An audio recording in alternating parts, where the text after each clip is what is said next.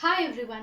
In our previous video, we learned about the types of crystalline solids and the Bragg's equation. In this video, we are going to learn about the unit cells and types of unit cells. What is a unit cell? Unit cell is nothing but the smallest repeating unit which combines three-dimensionally to produce a complete crystal, or the smallest repeating unit which represents the entire crystal is called unit cell. So unit cell is nothing but the representation of the whole crystal. So here let's consider a unit cell of cubic shape. Here it is. And as we learned about the terms like lattice, crystal lattice, space lattice in the previous class, the lattice is nothing but the place where a constituent particle exists in the or present in the crystal. So what are those places means? Faces, corners, edges and center. So they are represented with these symbols in the diagram. So there will be 6 faces, 8 corners and 12 edges and 1 center for a unit cell. If you observe the 2 unit cells like this, so what is meant by this contribution? That means one face is shared by 2 unit cells. How? If you consider this is a unit cell, and this will be the phase, one phase of a unit cell. So it will be shared by 2 unit cells. This is the phase of this unit cell, so it shares by this and another unit cell. So these 2 unit cells shares one phase. So one phase can be shared by 2 unit cells. Whereas one corner can be shared by 8 unit cells. And one edge by 4 unit cells. And there will be a single center for the single unit cell. So this is the diagram which represents the phases. These star marks represents the phase of a unit cell. This symbol, this line symbol represents the edge, whereas these dots represents the corners and this circle represents the center.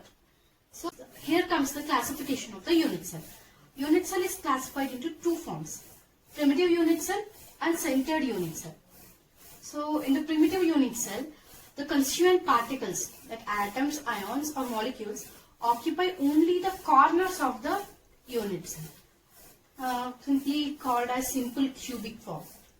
When coming to the centered unit cell, the centered unit cell again divided into, that means again classified into 3 other forms.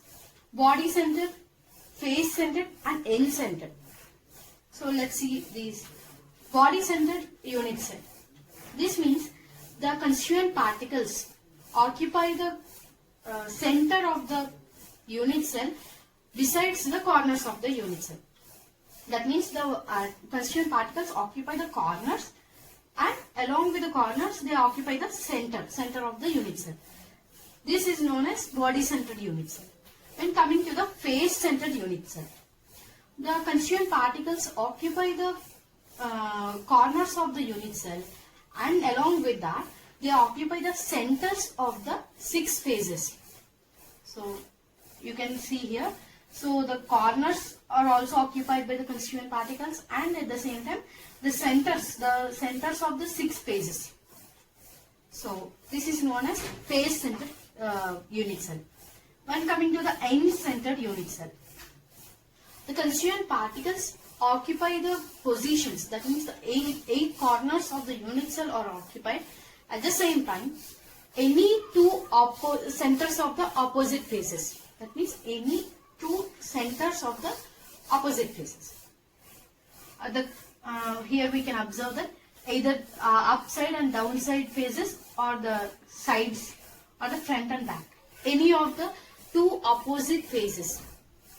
The only difference between the face-centered and end-centered unit cells is nothing but in face-centered, all the 6 phases are occupied by the constituent particles. Whereas in the end-centered, only any of the 2 opposite phases, the constituent particles are present in any of the 2 opposite phases. So up to now, we saw the classification of the unit cell. Now let us discuss about the arrangement. So when the lattice points or joined with straight lines, they produce the geometry for the crystal. So the geometry of the crystal, that means the shape of the crystal, depends on various factors. What are those factors? For 1D lattice, the determination of the shape in 1D lattice depends on the length of the line itself. As it is observed in only one dimension, length of the line itself determines that. When coming to the 2D lattice, there will be two lines here in this diagram. So A and B. So the length of the A and the length of the B and the angle between those two lines, alpha. These three factors determine the shape for the 2D lattice. So here the alpha can be equal to 90 degrees or greater than the 90 degrees or less than the 90 degrees. The angle, alpha means angle between the two lines, A and B. But when coming to the 3D lattice, the shape of the 3D lattice, for determination of the shape of the 3D lattice, we need 6 parameters. What are those 6 parameters? As it is in 3D arrangement, the diagram represents the 6 parameters. The parameters are A, B, C. These three are the lengths of the three sides. A, this one A, B and C. 3 lines. 3 dimension, as this is in 3-dimensional structure. So 3 lengths of the 3 sides. Next, 3 angles between the two sides, between the sides. So alpha, beta and gamma. Alpha is nothing but the angle between the two lines A, B, and beta is nothing but the angle between the two lines B, C, and gamma is the angle between the A and C. So like this, the 3 angles in the 3 sides, length of the 3 sides, determines the structure or the shape. So the shape of the crystal lattice is determined by basing on the 6 parameters. So hence the shape of any crystal depends on the shape of the crystal lattice, and which in turn depends on the 6 parameters. So if we change the combinations, if the 6 parameters are arranged in different combinations, we get different types of arrangements in the 3D lattice. So let's see what are the combinations, what are the possible combinations of the 3D lattice. As we know that to determine the structure or the shape of a 3D lattice, so 6 parameters are needed. Those are A, B, C and alpha, beta and gamma.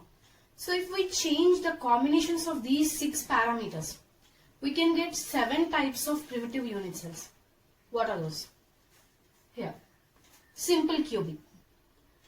In the simple cubic primitive cell, A equals to B equals to C. That means all the 3 sides, the length of the 3 sides will be equal, and the angles alpha, beta, gamma are equal to 90 degrees. When these parameters are in such a way, such an arrangement, it forms a simple cubic primitive unit cell.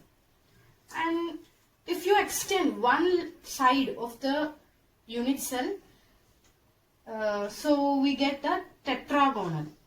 So the tetragonal primitive unit cell is nothing but A equals to B, but not equals to C. The length of one side is increased, that means changed. So the angle is like alpha equals to beta equals to gamma or 90 degrees itself. So only the one length is increased, then the simple cubic form turned to tetragonal primitive unit cell. And the third one, orthorhombic. Here all the 3 sides, the length of the 3 sides is different. That means A not equal to B not equal to C. But whereas the angles, all the 3 angles are 90 degrees. Alpha equals to beta equals to gamma, all these 3 angles are 90 degrees. This forms the orthorhombic form of primitive unit cell. Then coming to the fourth one, monoclinic type. Here all the 3 sides are not equal. That means A not equal to B not equal to C. All the 3 lengths are different. At the same time, the third angle, gamma, is not equals to 90 degrees. Whereas the alpha and beta are equals to 90 degrees. So the 2 angles are at 90 degrees. But the third one is not equal to 90. either greater than the 90 or less than the 90. This form of structure forms the monoclinic primitive unit cell. Coming to the fifth one, triclinic. Here all the three lengths are not equal and all the three angles are not equal to 90. So A not equal to B not equal to C, and alpha not equal to beta not equal to gamma and not equal to 90. So here the lengths are different and the angles are also not equal to 90. And coming to the rhombohedral. For this rhombohedral, consider the simple cubic. The only change for the simple cubic and the rhombohedral is nothing but the angles are not equal to 90 degrees. So A equals to B equals to C, but alpha equals to beta equals to gamma, but these three angles are not equal to 90. All the three angles are equal but not equal to the exactly not equal to 90. So all the three lengths are same. Hexagonal. This is a little bit different from what we learned before. So here for this A equals to B but not equals to C. That means A and the B, the lengths of A and B are equal but not equals to the C, the value of the C. And again alpha equals to beta equals to 90 degrees but the gamma equals to 120 degrees. So when these are arranged, it forms a hexagonal primitive unit cell. These are the 7 types of primitive unit cells when the 6 parameters are combined. That means the combination of the 6 parameters is different. So if you change a length or an angle, it forms another primitive unit cell. So let's know about the Bravavier lattices. In 1850, Auguste Bravavier started studying the solids. He wanted to study the structures of the solids. And after 1 year, in a conference, he published that 14 different lattices out of 7 different primitive unit cells. Up to now, we saw 7 different primitive unit cells. Simple cubic, rhombohedral, orthorhombic, etc. So out of these, he published 14 different lattices or existed in the solids. So in honor of his name, they named that lattices as Bravavier lattices. So for example, how means if you take a simple cubic form, it exists in 3 lattices. So what are those means? Primitive lattice, body centered lattice and face centered lattice. So a simple cubic, that means A equals to B equal to C and alpha, beta, gamma equals to 90 degrees. These parameters containing solid simple cubic form can exist in 3 lattices. They are primitive, body centered, face centered. Likewise, he proposed 14 different lattices. So let's see what are the 14 different lattices and what are the examples of that. So this table explains the 14 different types of Bravavier lattices. Let's observe. As I said before, for the example of cubic, there exists in 3 lattices: primitive, body centered and face centered. 3 forms.